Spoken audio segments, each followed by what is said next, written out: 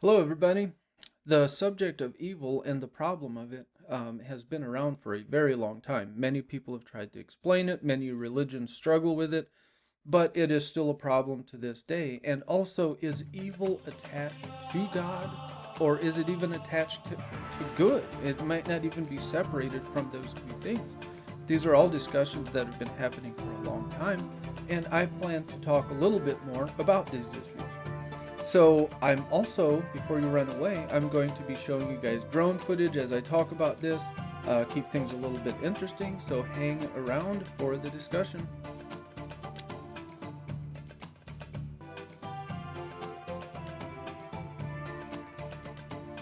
So this claim of a supreme being, of course, presents a problem when a religion claims a deity is in any way, shape, or form separate from its creation.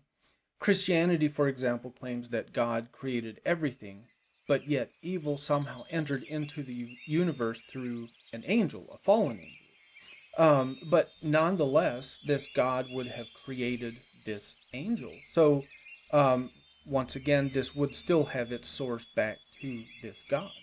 Um, First of all, in order for there to be good or bad things, then we must realize that they need to be created. Like evil actually had to be created. Unseen things such as gravity, love, hate, joy, and anxiety are all as real as the trees in your backyard, and they need to come from somewhere. If you believe in creation, then your God needed to create them, including the things like evil.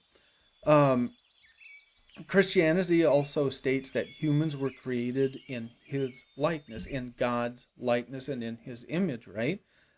Which would have the connotation or would imply that humans contain his character. If this is true, then the mere fact that they contain the capacity to do evil and to sin would also mean that God had a similar capability within his own character. So, how does this line up with a supreme being? So, if we take a closer look at creation, think of a supreme energy floating around in nothingness. Not in emptiness, but in nothingness. If something is empty, it contains the connotation or it implies that something exists. So if something is empty, then that means there has to be something that is empty. So the idea that this supreme energy is to be self sufficient in and of itself without the need for any outside entities is also flawed. If the supreme energy or deity were to want to have any type of any experience at all, it would, in essence, need to create something to have an experience in. In order to have any type of experience, such as knowing the feeling of even existing, to know love, to behold beauty, this supreme energy would not be able to create these things and yet remain outside of them somehow. This divine energy would need to enter into and even become its own creation, because otherwise, how would this creator be able to have an experience by staying outside of everything that it created and not intermingle and become what it created? It just wouldn't make any type of sense. So, when we're speaking of experience, this divine being would require contrast in order to feel any real experience whatsoever. In order to enjoy beauty, you must have varying degrees of beauty. Or if everything was really lovely, bright, and beautiful all the time, then this would actually lead to things being essentially drab and kind of meaningless, to be honest with you. In order for something to have meaning, then you actually need to know what the opposite of that thing is. Um, so, in order for there to be meaning to anything, there needs to be varying degrees of possibility within those things. There have to be varying degrees of love, essentially, in order for you to truly appreciate how your partner, your parent, or a sibling really, really, truly loves you deeply. So, in order to know the satisfaction of helping another human for no other reason other than to simply be kind, you must also know your capacity for selfishness. In order to know the warmth of love, you must also know your capacity for cold-hearted evil. You must experience them both in order to truly appreciate any one of them. And in a sense, we must realize that in order to experience true goodness, you must first see, and may I even say experience, with inside of yourself the capacity to commit all the atrocities we see happening all around us. And that doesn't matter how bad it is, regardless of how severe they are. We need to see the capacity or the capability of us doing those things ourselves. So this is essentially the meaning of what it means to embrace your dark side, or to do shadow work. Um, we kind of hear those words being thrown around. Sometimes they're not very heavily defined, but this is what I would, this is what I would call it. It does not necessarily mean to give into it, like, to embrace your dark side, to go do something evil, but just rather recognize that it is there, your capacity to do it, and to realize that it is actually a part of who you are, and not try to separate yourself from it. So in order to know that or how to even guard yourself against doing evils like that, you actually first have to realize that they're there. This is actually a very uncomfortable thought, to realize that you have the capacity to be a villain, essentially, but you do. So then, keeping all of that in mind, what is evil then? So why do we feel the need to separate goodness and evil? Why do we feel the need to separate the two? Just like cold and heat, light and dark, short and tall, are not separate from each other, but they are rather varying degrees of the same thing. If you're going to be tall and somebody beside you is short, like, it's all just varying degrees of the same measuring scale. The cold that we perceive, even in the coldest of places on earth, is still contains quite a lot of heat when we compare it to absolute zero. Cold is not the absence of heat, but quite literally is simply the varying degrees of it. So even when it's like negative 30 degrees, right? And it feels extremely cold. And to us it is, but when you look at it in the grander, the broader scale of it, it's actually still quite warm out. Because there is actually still a lot of heat there, even in negative 30 degrees Fahrenheit, okay? Or Celsius, whatever. Nighttime is not even the absence of light, but simply a lesser degree of light. There's actually still quite a bit of light that's present out in the darkest of nights, actually. I mean, you can get night vision goggles and you can see this, and not to mention there are different wavelengths of light that you just simply don't see with your eyes, and you can actually use instruments to pick these things up, and you can see quite well in the dark if you use the proper instruments, because there is actually still a lot of light out there, and energy that would enable you to see these different types of things. Just like there's no absolute cemented line where once a temperature passes a certain point, it moves from being hot to cold.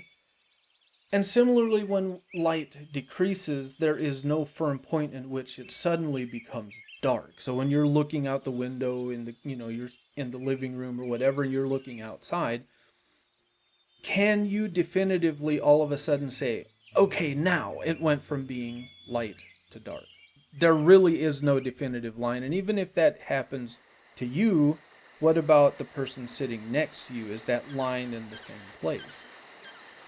So the ideas of cold and darkness in their most technical terms don't even exist. So likewise, I look at evil as the same thing. I don't want to tell people that, what you experienced, a horrendous thing or whatever, that was not evil committed to you. I don't want to go that far and say those things, okay? Because we can still take things like, murder and molestation and all of those different types of things as an evil act to somebody, okay? But I don't think that evil necessarily needs to be separated from goodness. There are just simply varying degrees of goodness. Even if we perceive an act to be purely evil, okay, I think it helps us, or it can help to look at it from the perspective of the individual, okay?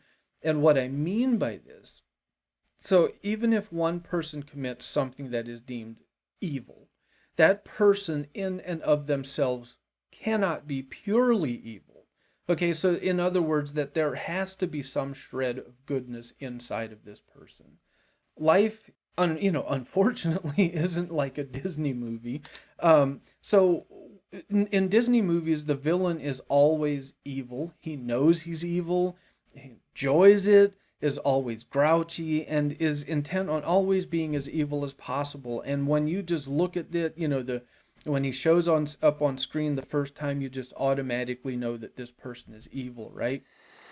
On the contrary to that is actual real life. Many people who commit immense evils have almost always done so to the great surprise of loved ones around them. The people that know them the most would normally say, I never saw this person being able to do this. And it's really greatly disturbing to believe we could be in a crowd of people and have a perfectly good conversation with a lovely person, and they turn out to be a child abuser. Okay, we don't even want to believe we could be in such close proximity with evil and have absolutely no clue. It may be even more disturbing to realize that within yourself lays the same capacity for evil. You may not always act out on it, but the capacity is there. If we know this about other people, then what does this say of God or the supreme power, the universe, whatever you want to call the supreme energy? Okay, I don't really care what you call it or what religion you're a part of. But if a God or a supreme energy does exist, then to experience or feel anything, it would have needed to create and then enter into its creation. This means that you as a human are given or you are giving this divine energy a unique experience that only you can give it. This also makes this God directly involved with creation, so much so that when you do good or even a horrendous evil, that you are doing this to this God. Okay, this God is not experiencing it from outside and being mad at what you did, but is actually feeling what you did. So this divine being is not removed from the experience of pain and horror, but rather feels it as you and as only you can feel it. So you, in a sense, are a divine being having an earthly experience. You are like a facet of a diamond, let's say. I like to use this a lot when I talk about how we necessarily cannot be separated from some, divine being that's going to separate you from itself and then throw you into a pit of hell or something like that. But you're like a kind of a facet of a diamond that makes up the essence of what this divine energy actually is. And regardless of to what degree of goodness that you act out of, you can't actually be removed as a facet of a diamond unless you destroy the entire diamond. So in that sense, when you come into this, realm of existence or whatever, and you're giving this God this experience, you are essentially creating another facet into a diamond that cannot be separated from this divine energy. This also leads us to realize that not just humans are of divine essence, but rather everything from animals, plants, the earth, the stars, and indeed the universe, they're all divine beings. This is all of divine nature. In this way, one can make sense of how in many native traditions around the world, not just in America, but even the Australians, the African, the Aboriginal peoples, that the abuse of creation is an abuse of God itself. So, Christianity also normally says that, they worship idols because they actually worship the earth. Okay, but they don't just worship the earth, okay? They actually also believe that many different things are divine and of divine origin, and actually everything around them. And in this way, it would be true, and it would really help us to remember this. We have a dog out there that we almost, like, it came from another home, that they rescued it from somebody who horribly abused this dog. And this dog suffers from it to this day, and no matter what you do, it just can't get over it. But the people, if they would have realized that they were doing this to another divine creature, probably wouldn't have done those things. And it would help all of us to realize this about the earth, about animals, plants, trees, all of those types of things, that these are divine things.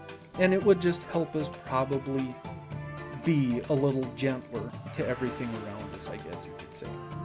This view of everything having kind of this divine essence also eliminates the need of us having to separate God from evil. So it eliminates the need to dance around this subject of how a deity can exist that is purely good, who created everything, yet is completely detached from evil. The pain and the misery that it created is yet somehow not part of itself and doesn't even have to necessarily experience it directly. This eliminates the need for some mythological creature who God created in, some form or fashion to bring evil into the world. Because once again, if there is evil in this world, and if we have the capacity to commit the evil, then it ultimately had to come from this God or this divine energy that created us. So the capacity, the capability to do evil still had to come from this God, from this divine energy. When this divine energy became humans, it's almost like it gave up all of its attributes, all of everything that it knew of itself, and became fully human, capable of doing all of these nasty things, right? But with the hope and the understanding that by experiencing both joy, love, kindness, and also experiencing hate, evil, anxiety, and all of those things, that it would tend to gravitate and evolve towards the good, realizing that the evil and the nastiness that is present is something that you don't want to be a part of, that you don't want to live in that. So you slide the bar scale through evolution, through progress, through change of times, or whatever you want to call it, that you slide that bar on the bar scale from bad darkness to more and more and more goodness, okay? But I don't think that we can necessarily just go and detach evil from God, and I don't think that we can necessarily even detach it from good. I think it's just varying degrees of the same thing, the same way that heat and cold are both just varying degrees of the same thing. So is the same thing with tall and short, so is the same thing with light and heavy. They're not different, they're not separated from each other, they're just varying degrees of the same thing. Now, this may not be a perfect and complete answer to the question of evil, but in my mind, it sure helped me a lot, and it actually gives me kind of this warm and fuzzy, cozy feeling of being able to believe in something like a higher power, and realizing that this higher power is down here as me, and is experiencing all the pain that I'm going through, and it's not some magical sky god out there at a distance that is detached from all the evil that he himself created, but yet doesn't have to experience in some way. So I can't honestly serve some type of a god that way, that type of a god. I just can't stomach it. I can't do it. But this way, if it is a higher power, which I still don't believe in, this magical god in the sky somewhere. I don't even necessarily know what this higher energy or higher power would look like, but I do believe that it is here, and it is inside me and everybody else, and that I essentially am it. I don't make up the whole of it. I am not worthy to be worshipped or something like that, but every one of us and everything around us has a divine essence and is giving this higher power an experience that only it can have through me. So when you're out there loving people, hating people, going to the movies, driving a car, having fun, sitting there in tears. You are adding an extra facet to this diamond that is this higher power, and you are giving that higher power and experience that only you can give it. And you're moving the ball forward, even if it is, even if everything is miserable. This is giving that divine energy and this divine essence and experience that it could not have any other way. I don't know if that adds any kind of comfort or not. For me, it helps me out a lot. I'm going to cut it off right there. Have a good one.